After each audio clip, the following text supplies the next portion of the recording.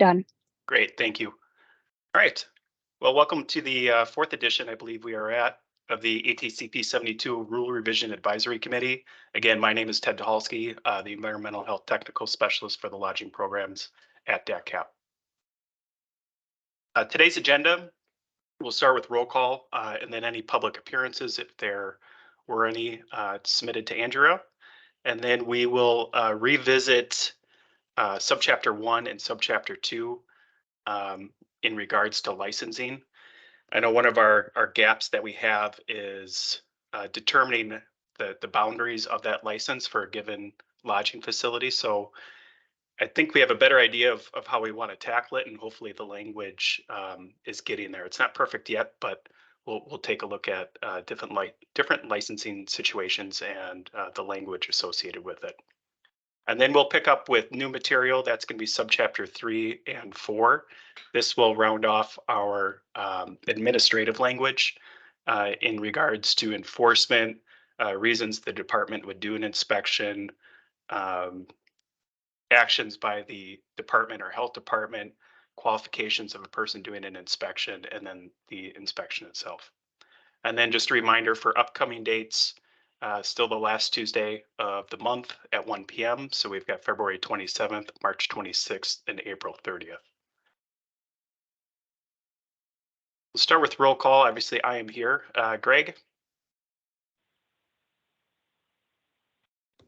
Yes, here. All right, thank you. Amy Springer?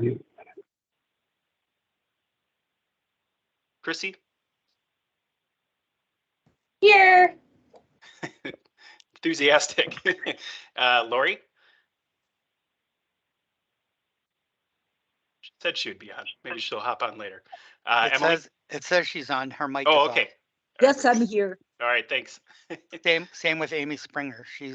Her mic is off, but she's here. Amy's here. Okay, very good. Emily? Here. Melissa is out, but Christina Ray, are you on in her replacement? Yes, I'm here. Okay. Brandon? Good afternoon, I'm here. Hello. Corey? Greg?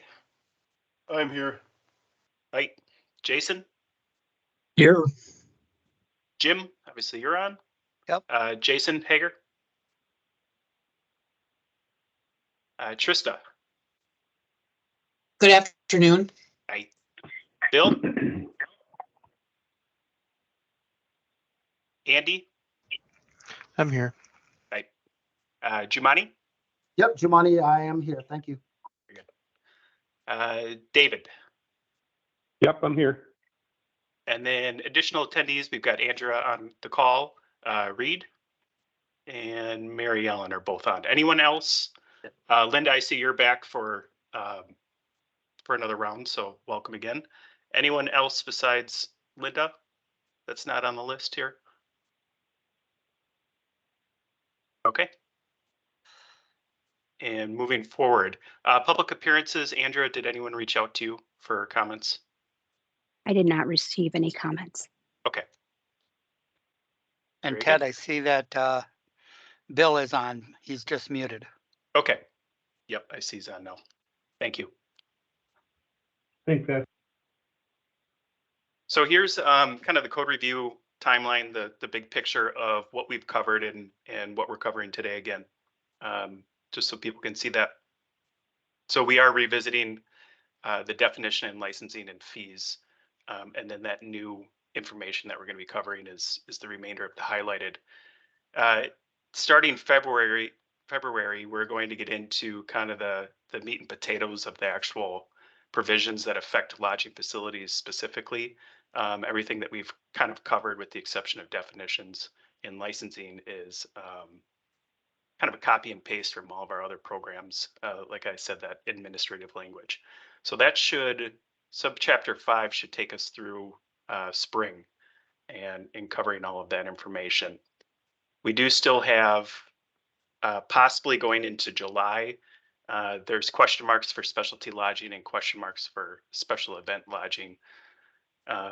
With specialty lodging, we're going to meet with Department of Safety and Professional Services to kind of see if if what we're thinking on doing with these type of facilities is in conflict with what they have already in statute and code. Obviously, we don't want to set up a potential operator, set them up for failure by creating rules that are in conflict with statute. It's just not going to be, this is not going to work out. And then as far as special event lodging, the concerns with that is we don't want to get to the point where we're issuing licenses without actually doing an on-site inspection for whatever lodging facility that they're operating. And we're kind of hitting a point of we can't make the license too much cheaper than it currently is to make it an advantageous business option to choose the special event lodging instead of just getting a lodging license for a tourist rooming house or for a small hotel or something like that. So we're still kind of toying around with the idea of if that is even a possibility. And that will kind of take shape more when we get the fees dialed in for the different type of licensing categories. So that's the big picture for the code review timeline, and we will then get into our actual working language for today. Any questions thus far? No? Okay. Let's get my screens situated here. Okay, so we should have the Word document up here. Subchapter 1, the definitions, authority, and purpose. Again, we're just looking at two definitions, contiguous and premises, that we kind of added more clarity to, or at least that was the intent. So contiguous in this rule means a property sharing a common border with another property, excluding private roadways. And that plays into premises, which means the contiguous land or property under the control of the license holder, where the lodging facility is located and all associated buildings or structures. Just gonna pull, I don't know that that's necessary to have in there. We don't use it anywhere else. So I want to give some examples of situations for different licensing scenarios.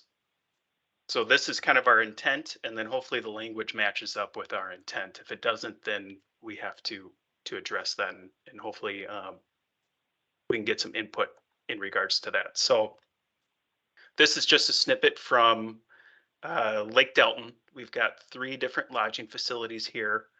All the different colors and lines and shapes is the Sauk County GIS mapping.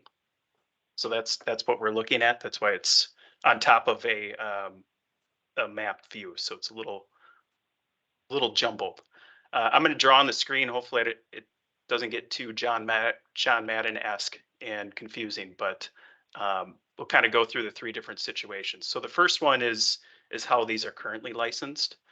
So for Hotel A, their property or their premises is just their single tax parcel. So outlined by that black line, I colored it in with the red. That's premises for license A. If we look at Hotel B, again, very simple. This is their block here. Hotel C it straddles 2 tax parcels. So it's got this 03 here and this 1511, but they are sharing a common border, which is this black line here. So those 2 tax parcels form a single premises where that's the boundaries for Hotel C. So each of these are operated by a different operator or licensee. So each would have a separate license. And within these boundaries, within this premises boundary, we would issue a license for the number of hotel rooms, the number of tourist rooming houses, and the number of specialty lodging units within each of these premises. So they would get their bill for that. B, we would count up separate. C would be counted up separate. So that's kind of the basic licensing scheme and how I think majority of these facilities would be. Jim? Yeah, I agree. And in this scenario, it wouldn't matter if A, B, and C were different owners or they were the same owners. Correct. That leads me into the fragmented resort. So hypothetically, let's say that A, B, and C are operated by the same licensee. Here's your main check-in. You come to the main building. That's where you check in. But you could be stationed in B or you could be in A. Like Jim was saying, because these are not contiguous with each other, they're all segmented. We would still license it A, B, and C. Are any issues with that idea? Okay, and then the last one would be a resort that, again, check in here, but you could possibly use the restaurant. They've got entertainment over here. And then you could also stay in Hotel B and A, all owned and operated by the same licensee. Now that changes our premises.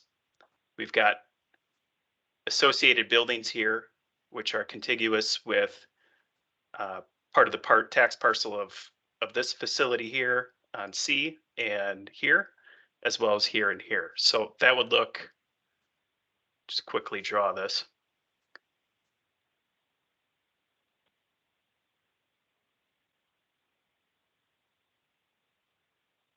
That would be the resort boundaries for someone owning and operating A, B, and C, and also having associated buildings on other tax parcels that are sharing a common border with those lodging facilities. So now collectively, we would count up the number of hotel rooms in A, B, C, add those all up, they would get a range for hotel rooms. That would be one license. Count up the number of tourist rooming houses, they would get a range for that. And lastly, the number of specialty lodging units, they'd get a license for that.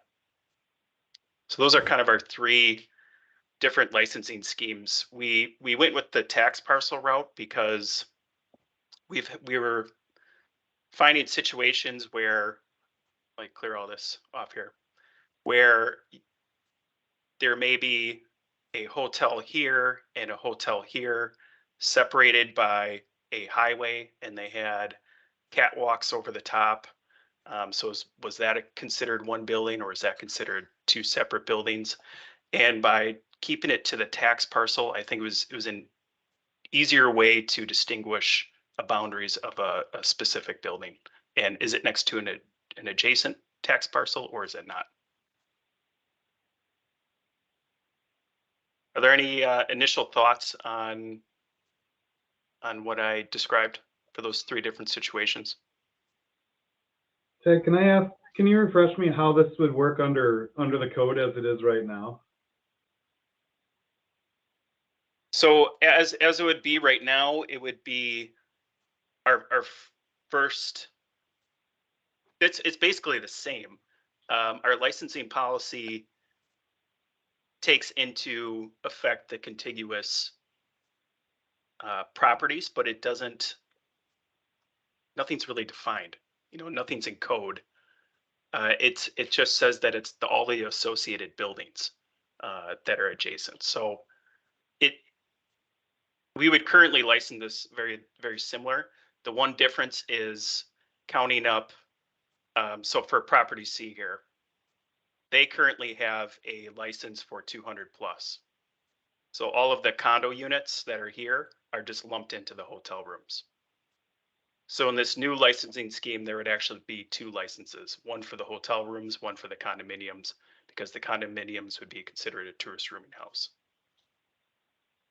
So that would be one difference between existing to new version. Okay, so even though they're contiguous, if they're different types of licenses, they're still going to need. Correct. Yeah, so statute says that we have to license each facility type, and currently we're not necessarily doing that. We're lumping them all together and giving a range or a value for the number of rooms, and that reflects the type of license that's issued. So if it's over 5, you get kicked into the hotel, and that's what you have.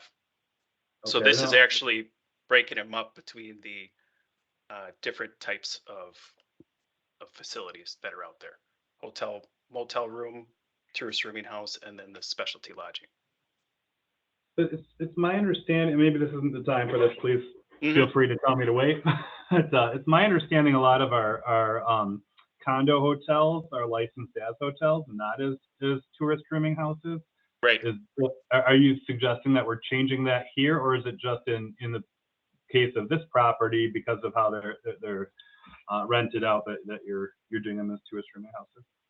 Yeah, I can address that, Ted. Sure, go ahead. So what we have, what the problem that's confusing in the current code is that a tourist rooming house is just a licensing category. It doesn't mean anything in the code itself.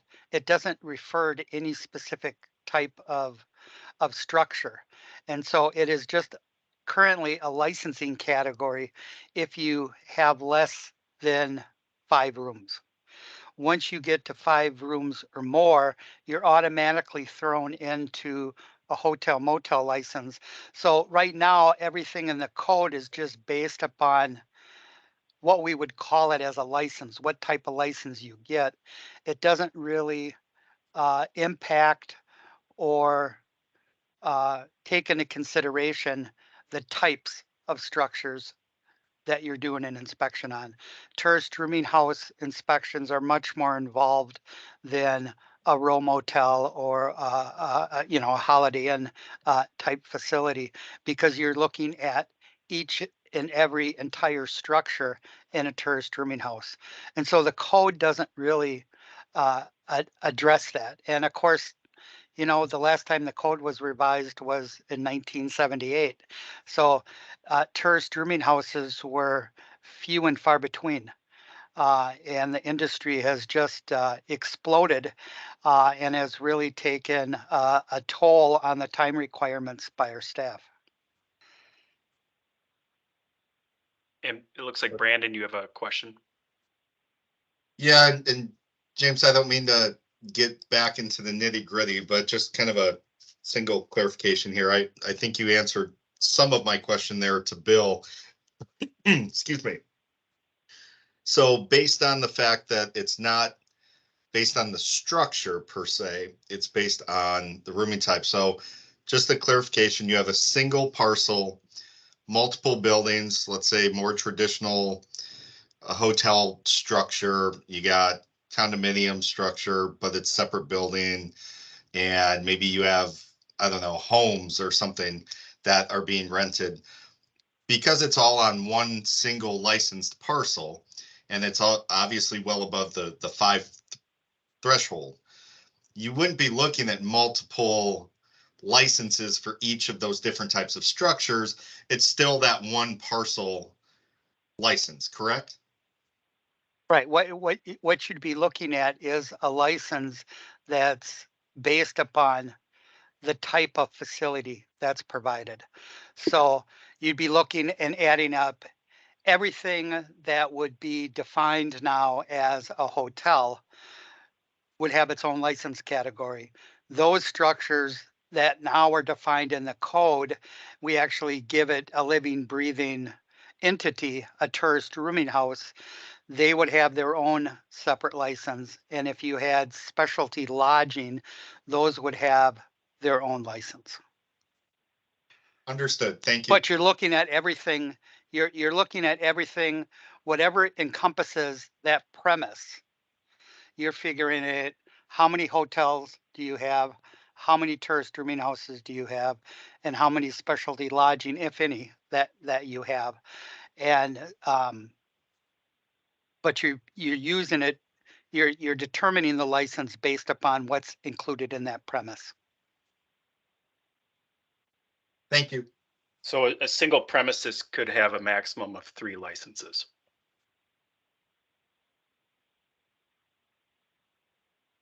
And the reality is most will probably have 2. Yeah. So I put up, kind of just to jump ahead, as we were getting into the different type of licenses, we spread out and added to the categories. So right now we cap our rooms at 200 plus, I believe is what it is. Obviously we've got hotels out there with 1,000+ rooms. So to try to widen that range that we are currently licensing, but we bumped up tourist rooming houses to 600+, 1,000+ rooms, and then the specialty lodging, I think we're having at 100+. Chrissy, looks like you have a question. Hi, yes, can you hear me? You're a little faint, Okay. Is that a little bit better? a little bit. Okay, so I guess my question is are we wanting to change the current, and I guess I'm gonna stumble on the nomenclature here, so help me. Are we wanting to change that current definition or that current category to now have basically its own like different set of criteria to be tourist rooming house versus hotel motel versus specialty lodging? Is that kind of the ask here? We beefed up the definition for tourist rooming house. Specialty lodging, we don't have a definition for, and then hotel and motel is basically 5 or more individually keyed units. So The reason I ask is, like, for example, in the map you had of that property in Sauk County. Yep. So the C area is, I'm guessing, zoned to commercial building, right? Zoned to commercial area. They have condos in there. Right. So the question I would have is if that property, which has a lobby that's in the main area, it doesn't have a letter assigned to it, but like Right that here. yeah, right there. Yep. So would there be a difference in the fact that building C is labeled now because of the number of units they have, tourist rooming house, but now they have a hotel motel license because they've wrapped it in the current case, right? Correct. It's all one in this situation. So currently, would right now it is. Yep. Right, currently now it is. So would that, in order to be considered a quote unquote hotel motel, would it need like a lobby feature to be in that category? Are they going to give some? No, it would be Yeah. 5 or more rooms. Let me pull up what we have for.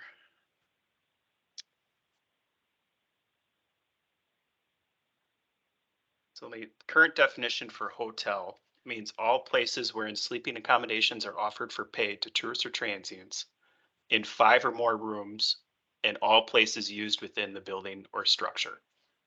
So that's a hotel.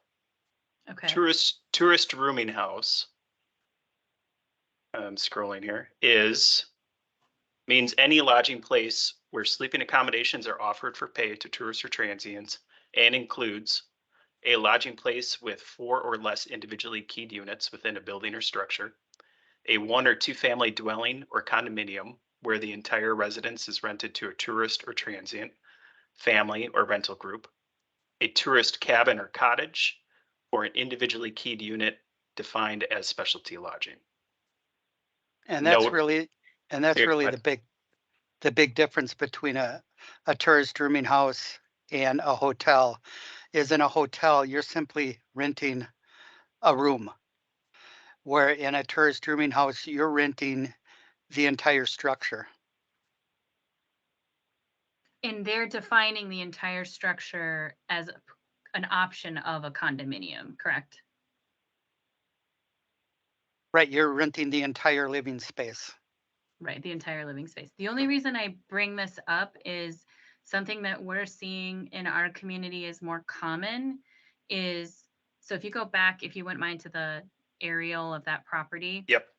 To help here, so like building C, like what we're seeing is zoned to commercial structure, but the lobby where you check in, that area is no longer required for someone to rent out a living area condominium in building C. So if in this situation, if this property had licensed building C as the same entity, you could essentially be having 2 separate quote unquote businesses operating out of the same license. Would we be then requiring that, say, for example, single condo owner to have a tourist rooming house license if they're not in the same operation as the property?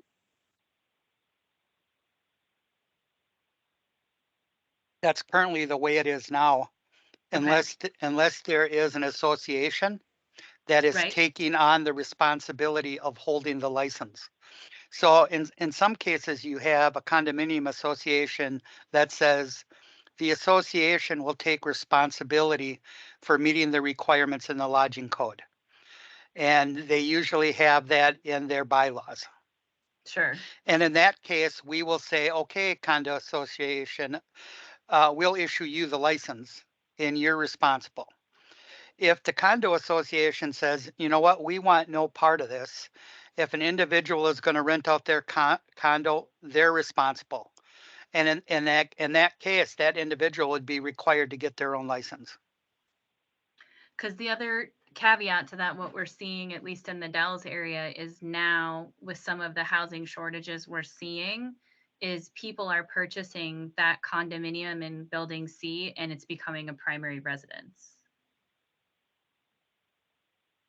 They're not renting it to anyone, they're just living there. Yeah, Then that wouldn't be included in the number of right units available.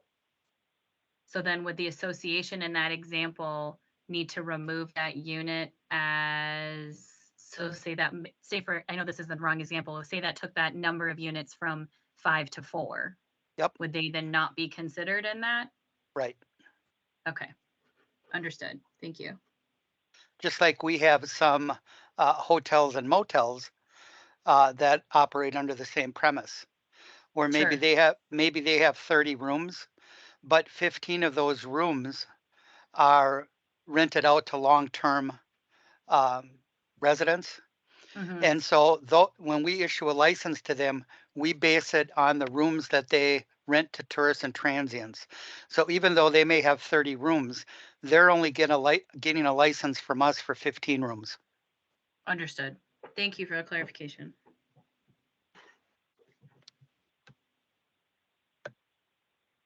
Okay. So I'll go into the language here. You know, when a license is required, I think that's the easy part if you're renting to a tourist or transient. The licensing determination where I went over with the different examples on the aerial map, that's what still needs work. It's getting better, but it is still awkward, as I made a comment here. So license required, we did add a little bit to this, but in general, except as provided in C, which is transferability. No person may provide sleeping accommodations offered for pay to a tourist or transient, or operate a lodging facility on a single premises without holding a license from the department or its agent. A lodging facility does not include a boat with sleeping accommodations located on any waterway where it is possible to float a canoe or small watercraft on a reoccurring basis. 2, overnight sleeping accommodations on a frozen waterway. 3, a camping cabin less than 400 square feet, should be an area, located in a licensed campground pursuant to ATCP 79 for a recreational vehicle. So the licensing determination, paragraph B, that is setting up that the intent is to define what the premises is, a single premises. So 1, a person operating a lodging facility on a single premises that meets all of the following. A, 1 or more county or municipal tax parcels of land or property that share a common border. B, the lodging facility and all associated buildings are located on that land or property identified in subdivision paragraph A, so the line right above it. And then C, the license holder is under control of the lodging facility identified in subdivision paragraph B, which is the line above that.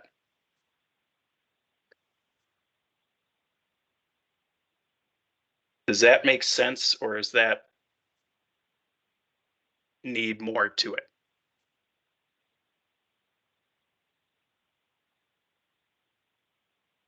In other words, could you get the 3 different licensing scenarios? Could you make that determination from this language here.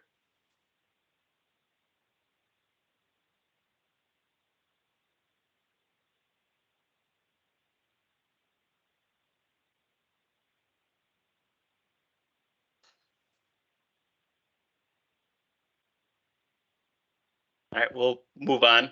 We can always come back to it, but 2, a separate license is required for each hotel, tourist rooming house, or specialty lodging type located on a single premises pursuant to subdivision 1. So that's where we're looking at each separate premises and evaluating number of hotel rooms, number of tourist rooming houses, and number of specialty lodging units. 3, except as provided under paragraph C, if a license holder sells or otherwise transfers ownership or operation of a lodging facility to another person, a new license is required pursuant to state statute 97-605-1A. And the lodging facility may not be operated or opened to the public until the department or its agent issues a new license. And 4, a condominium association may be the license holder of a lodging facility by meeting all of the following. The condominium association is responsible for all maintenance of the facilities to include the interior and exterior of the building and premises. The condominium association is responsible for the collection of user fees and payment of all department or agent issued fees. And C, the condominium association shall have detailed in their bylaws or documented in a legal contract signed by both the association and the owner of the condominium unit that the condominium association is responsible for complying with Chapter 72. And Jason, you have a question on that. Yeah, Ted, just up there on the little special note right above number 2, it says, please contact your local zoning department. Oh, yeah. I think it may be better worded there to say land information department, because generally the property lister, maybe the surveyor, depending on what those questions might be, could change. So maybe just land information. Okay. Thank you. Yep. Thank you.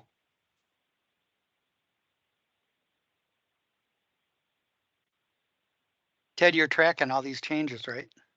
Sure. Yeah. No, I can't do the all markup. Okay. It All gets right. too All right. jumbled. Nope. Good. Yeah, it's in there.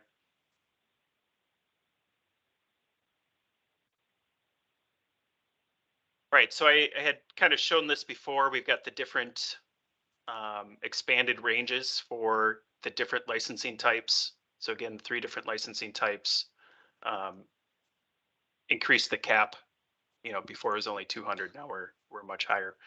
Jim, we didn't create any fees. Could you possibly explain what more is needed for determining the fees, or sounds like you're kind of waiting on some things. Yeah, the department right now is currently recalculating its costs. And so until I have a total list of what our expenditures are, I can figure out the current revenue. I just can't figure out the current expenditures.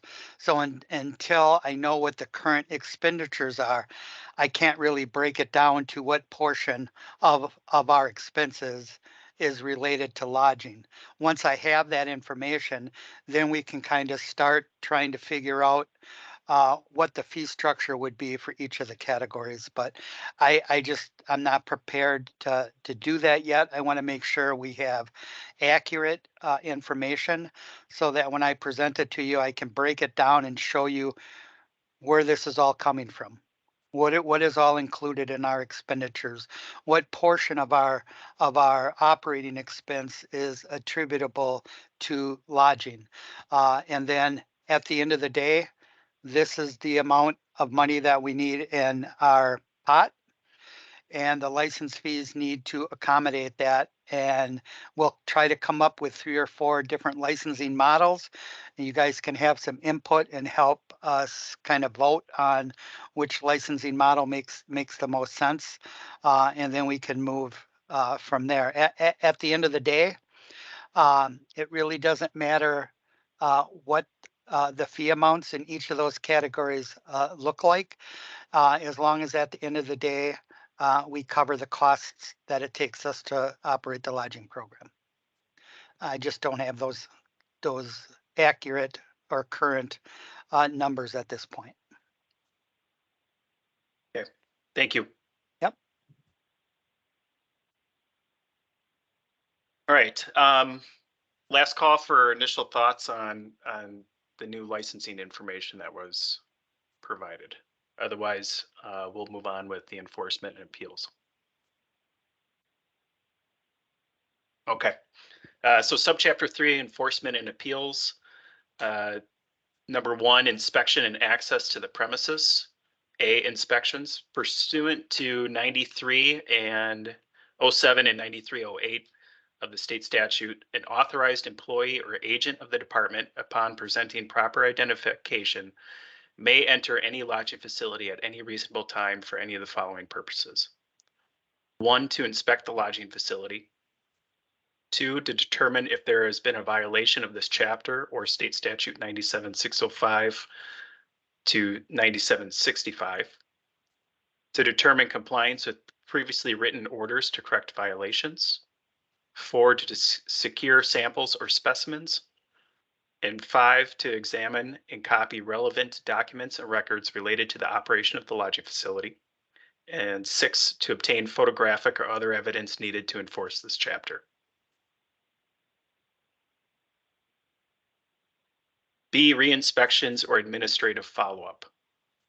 The department or its agent may perform a re-inspection or an administrative follow-up at a lodging facility whenever an inspection or the investigation of a complaint reveals any of the following conditions. A, presence of an imminent health hazard that cannot be corrected during the inspection. B, an inspection reveals 6 or more priority violations, regardless if they have been corrected during the inspection. C, repeat violations, whether corrected during the inspection or not, are documented on 3 consecutive inspections, regardless of inspection type. D, the department's authorized representative and that representative's supervisor determine there is a lack of active managerial control at the lodging facility based on the quantity and criticality of the violations observed on the most recent inspection.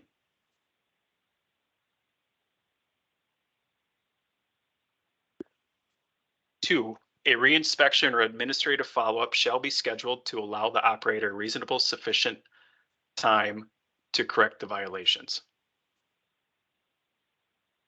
3, a reinspection or administrative follow-up fees shall be charged for the reinspection or administrative follow-up in the amount listed in the fee table or applicable amount as determined by an agent of the department.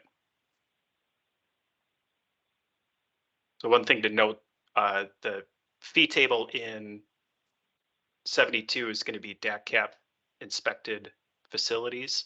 The agents may differ from that. So you may have a different fee if you're agent inspected by a local health department. 4, if an additional reinspection or administrative follow-up is required because a violation has not been corrected in the scheduled time, the department or its agent shall assess a second or subsequent reinspection or administrative follow-up fee listed in the fee table pursuant to state statute or section ATCP 72.082D. And the department or its agent may order the operator to show just cause why the license should not be suspended or revoked pursuant to 72.10.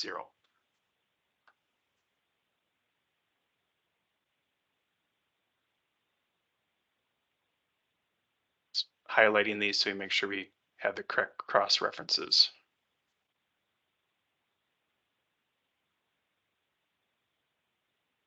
Two, general orders to correct violations. A, written orders. If upon inspection of a lodging facility, the department or its agent finds that the lodging facility is not designed, constructed, equipped, or operated as required under this chapter, the department or its agent shall issue a written order to correct the violation. The order shall specify the correction needed for compliance and the time period within which the correction should be made. The time period specified in the order may be extended at the discretion of the department or its agent as specified in paragraph C. Should we change this to shall? for the correction.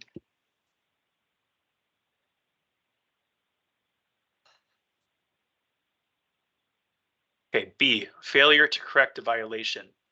If a violation is not corrected by the expiration of the time period stated in the order given pursuant to paragraph A, or any extension of the time granted pursuant to paragraph C, the department or its agent may issue a special order pursuant to 72.10 to suspend or revoke the license to operate the lodging facility. An order for suspension or revocation shall take effect as provided pursuant to 72.10.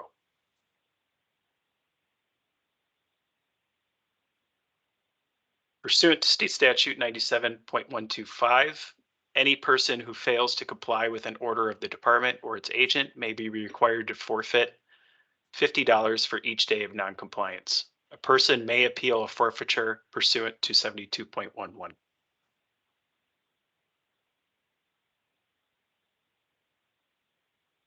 C, requests for an extension to correct a violation. 1, the department or its agent may extend the time to correct a violation based on a determination of the seriousness of the violation, the operator's progress towards correcting the violation, and the operator's previous history of compliance.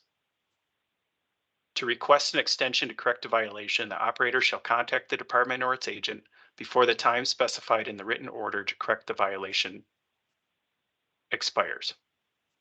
You gotta correct that. The operator shall provide information that demonstrates to the department or its agent that corrective action has been initiated, but additional time is needed to fully correct the violation.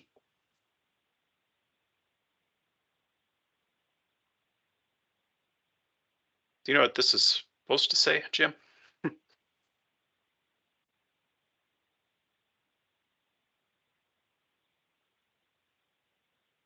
Get that. All right. 3, temporary orders. Condition for a temporary order. As provided in state statute 97.652, whenever, as a result of an inspection pursuant to subparagraph 1 or subdivision 1, the department or its agent has reasonable cause to believe that any construction, sanitary condition, operation, or method of operation of the premises or equipment used on that premises creates an immediate danger to health, the department or its agent may issue a temporary order and cause it to be delivered to the licensee or to the owner or custodian or to both. The order may prohibit the continued operation or method of operation of specific equipment or require the premises to cease other operations or methods of operation which create the immediate danger to health or set forth any combination of these requirements. The department or its agent may order the cessation of all operations authorized by the license only if a more limited order does not remove the immediate danger.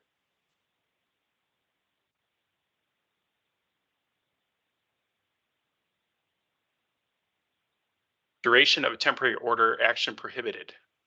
A temporary order shall take effect upon delivery to the operator or responsible supervisor. Except as provided in paragraph C, the temporary order shall remain in effect for 14 calendar days from the date of delivery, but a temporary order may be reissued for one additional 14 calendar day period if necessary to complete any analysis or examination of sample specimens or other evidence.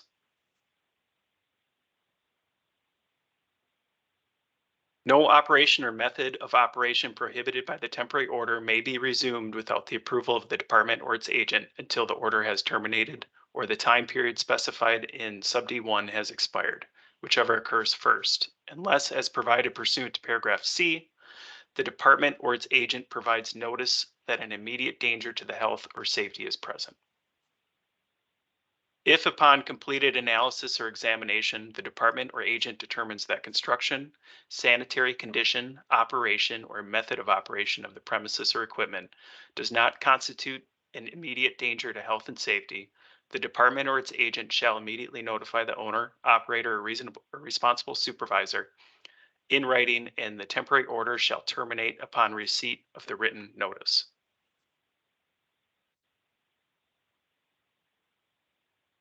Notice of findings upon analysis of examination. If the analysis or examination under Subdivision 1 shows that the construction, sanitary condition, operation, or method of operation of the premises or equipment constitutes an immediate danger to health or safety. The department or its agent, within the effective period of the temporary order specified in paragraph B, shall provide written notice of the findings to the owner, operator, or responsible supervisor. Upon receipt of the notice, the temporary order remains in effect until a final decision is issued pursuant to 72.10. The notice shall include a statement that the facility has a right to request a hearing pursuant to 72.11 within 10 calendar days after issuance of the notice. Failure to comply with temporary order, forfeiture, and penalties. Pursuant to State Statute 9765, any person who fails to comply with a temporary order issued by the department or its agent may be fined not more than $10,000 or imprisoned not more than 1 year in the county jail or both. A person may appeal a forfeiture pursuant to 72.11. 4 action plans. Required components. When required by the department, its agent, or this chapter, the lodging facility and the department or its agent shall develop, on a form provided by the department, an action plan for compliance, and the license is conditioned. The action plan shall include all the following. 1, a description of the violation and code citation, the steps the operator will take to correct the violation, and 3, the date compliance will be achieved. Jim, do you know offhand, does this chapter actually require an action plan? Anywhere?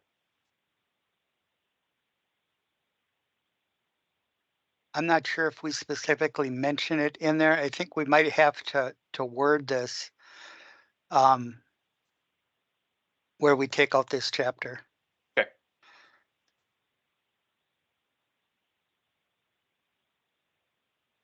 B, license conditioned. Pursuant to 72.07, the operator's license shall be placed in a conditional status.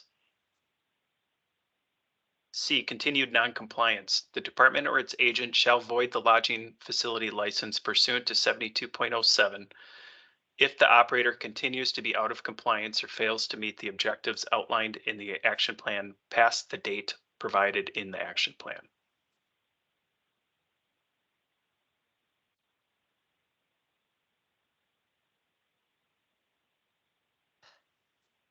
(72.10) Suspension or revocation of licenses. Pursuant to 97.123B, the department or its agent may, by summary order and without prior notice or hearing, suspend a license issued under this chapter if the department or its agent finds that there has been a substantial failure to comply with the applicable requirements of this chapter, and that the continuation of the violations constitutes a serious danger to public health. The order shall be in writing, have the force and effect of an order issued pursuant to 93.18, and is subject to the right of a hearing before the department or its agent, if requested within 10 calendar days after the date of service.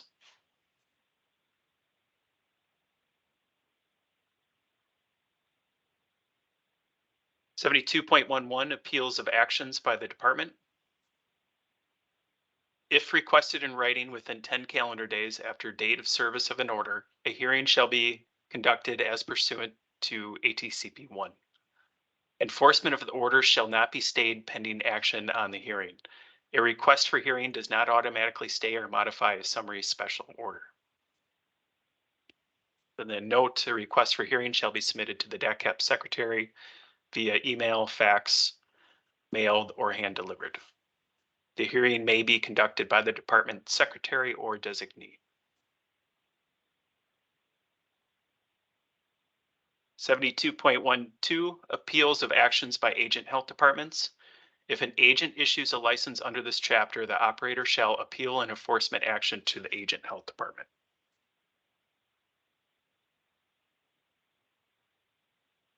All right, subchapter 4, standards for hotels, motels, and tourist rooming houses. 72.13, qualifications of an authorized representative conducting inspections. An authorized representative of the department or its agent who inspects a lodging facility or conducts a plan review for compliance with Chapter 72 shall meet the staffing qualification requirements set forth in 74.08 or as specified by the department.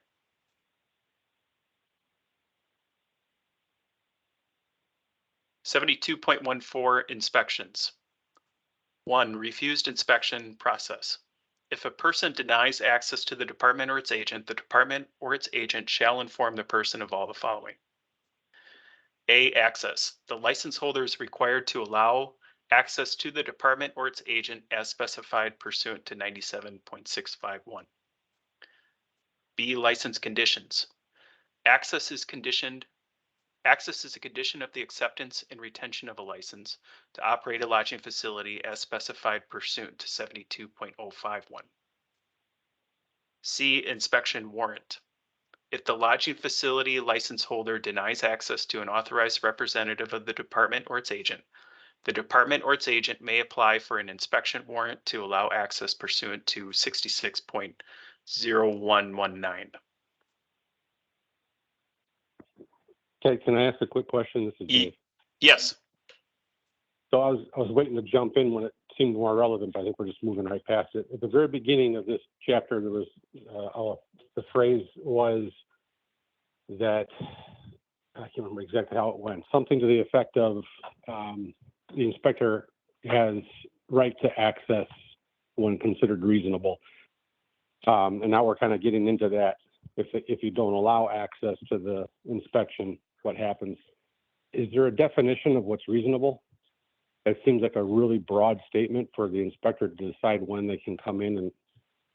It's at any reasonable time and for any of these What does that mean? purposes. Yeah, that means Yeah, during your posted business hours.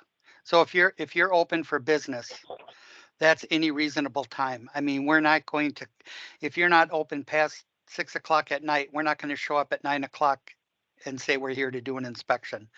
It's within Right. your business hours, within that time frame of when you're open for business, that is considered a reasonable time.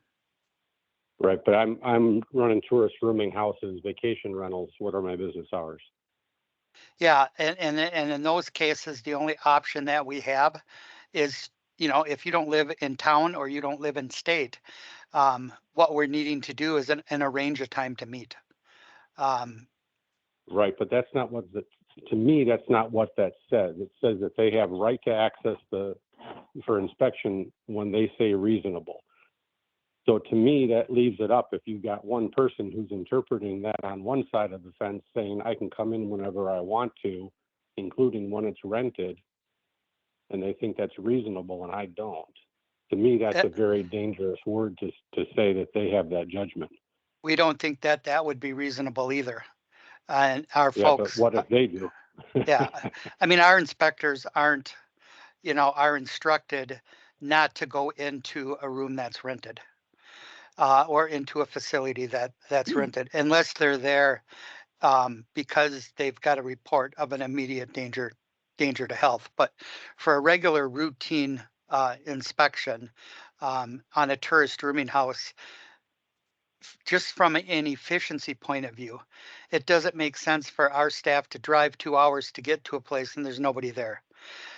In the cases of tourist rooming houses, we almost always will make an arrangement to meet that operator out there.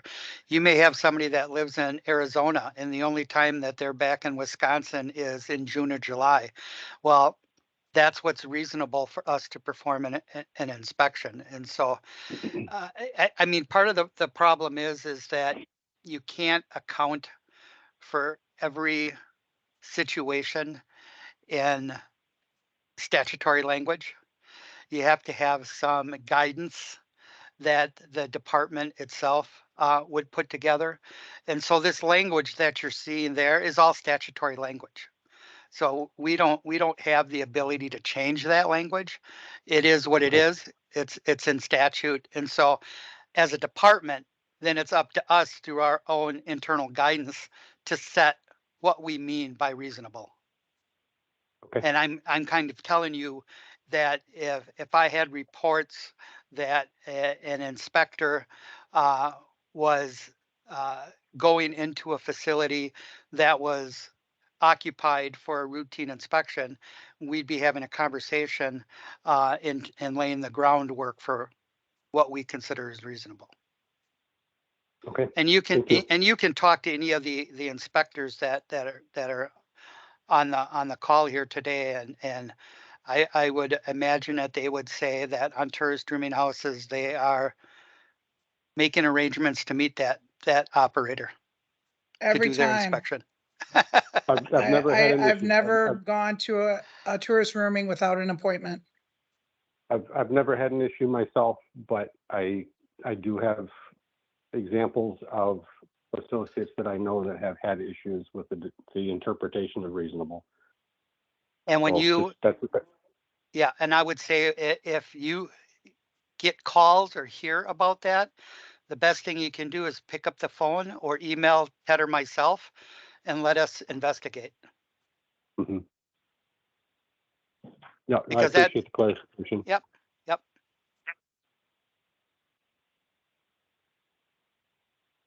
All right, thank you. Yeah, thank you for bringing that to the attention. Anything else with what's been covered so far? Again, feel free to interrupt. Yep, as I'm this is going along. Yep. Amy from Vilas. Mhm. And I just have a question, I guess, to go back to staffing. When we referenced 7408, how is that going to affect us using interns? That I is, think that's qualifications of an inspector. that's handled under the agent contract. Okay. So you don't foresee a problem going forward using college interns? It says shall meet the requirements in 7408 or as specified by the department. Okay. And how we specify that in the department is through the agent contract. Okay. Got it. Thank you.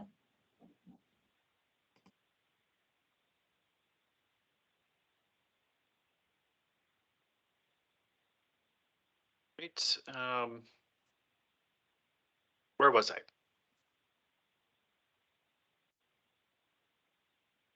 Refused inspection process reporting. Yep. Okay.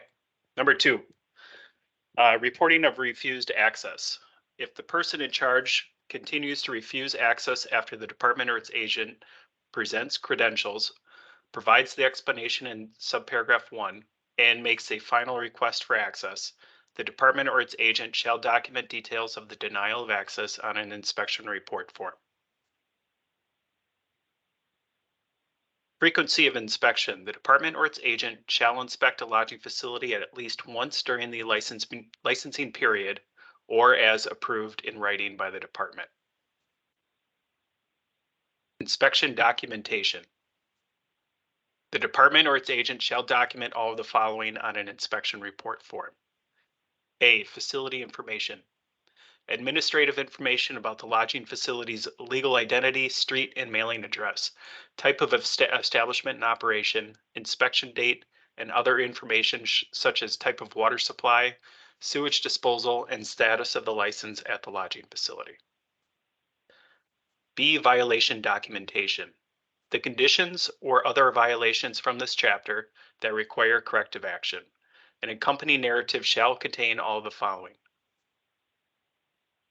1. A factual description of the violation observed, including location of the observed violation. 2. Citation and a brief description of the statute, administrative rule, or local ordinance that was observed to be violated. 3. A statement indicating that what corrective action the license holder has taken or shall take to regain compliance with the administrative rule, statute, or local ordinance. 4, unless otherwise indicated on the inspection report, each violation shall have a corrective action deadline. The corrective action deadline shall be based on the following criteria. A priority violation shall be corrected immediately, depending on the nature of the potential hazard involved and the complexity of the corrective action needed. The department or its agent may agree to or specify additional time not to exceed 3 calendar days after the inspection for the license holder to correct the violations of a priority item as identified in this chapter. The license holder has a maximum time of 10 calendar days after the inspection for the licensed holder to correct violations of a priority foundation item as identified in this chapter. C, the license holder shall correct core items as defined in this chapter by a deadline agreed to or specified by the department or its agent, but no later than 90 calendar days after the inspection. The department or its agent may approve a written compliance schedule that extends beyond 90 calendar days if the license holder submits a written schedule of a compliance and no health hazards exist, or will result from allowing an extended schedule for compliance. Ed, you want to highlight this section? Yeah. This is where we would incorporate the action plan. Okay. That's kind of what I was thinking too. And then the other question I had as I was reading this is, are we to be enforcing ordinances? We don't, but at a local level, they may have an ordinance that they specifically are required to address. And shouldn't that be on their specific inspection and not pertaining to 72? Well, this is again from statutory language. That also Okay. applies to ordinances. Okay.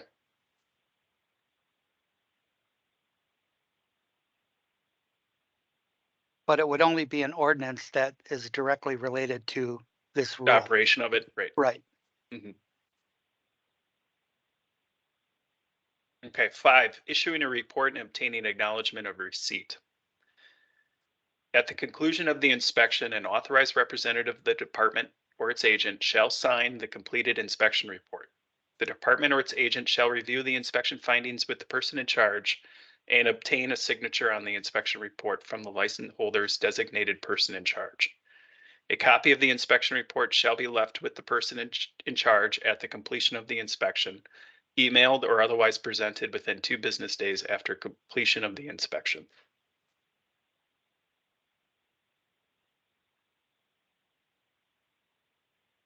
Six, refusal to sign inspection report. If the license holder's designated person in charge refuses to sign the inspection report, the department or its agent shall do all of the following. A, signature is not agreement with findings. Inform the person who declines to sign the inspection report that a written acknowledgement of receipt is not in agreement with findings. B, obligation to correct violations. Inform the person that refusal to sign the inspection report will not affect the license holder's obligation to correct the violation noted in the inspection report by the deadline specified. C, documentation. Document the refusal to sign the inspection report. 7, posting of inspection reports. The department and its agent shall make inspection report information available to the public on the internet, which is currently happening if I'm not mistaken, correct? Correct. Hey, Ted, this is Jason. Just one Yes. thought there. And that, do we want to have those inspection reports posted at the facility someplace so that they're easily found by somebody that's maybe not familiar with going to the website and trying to find those things?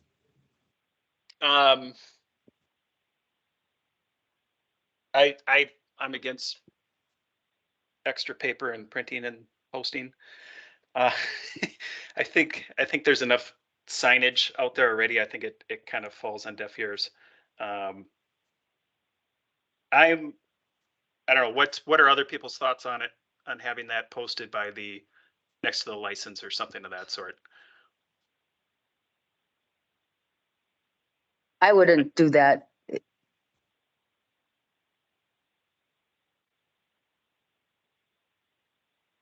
Yeah, I just think it's one more thing that's gonna be torn off the wall in some of these tourist rooming houses.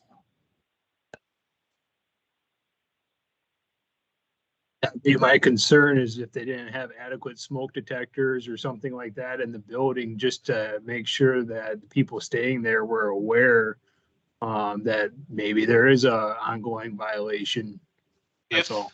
Yeah, if so, for that very example, like a missing smoke alarm or an expired one of something along those lines, that would fall under that priority item. So it would require immediate correction, and if not corrected, then it would be a reinspection item that's completed within 3 days. And So if they're act- Something if the- egregious like that wouldn't just be left. it for would the next probably, person.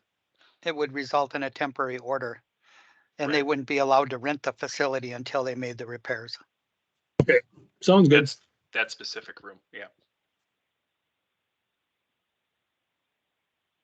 All right, so that wraps up the enforcement and administrative language that I had for you today.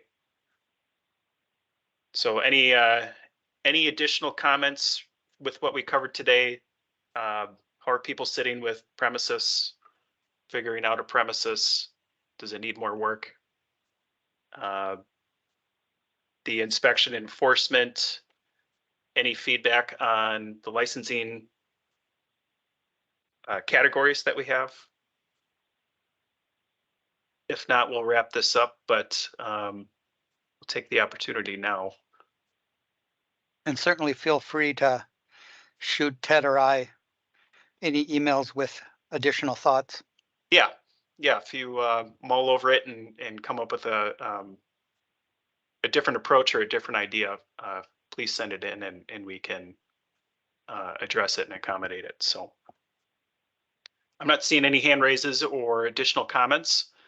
So that will conclude today's meeting. And next month, I believe it's the 27th.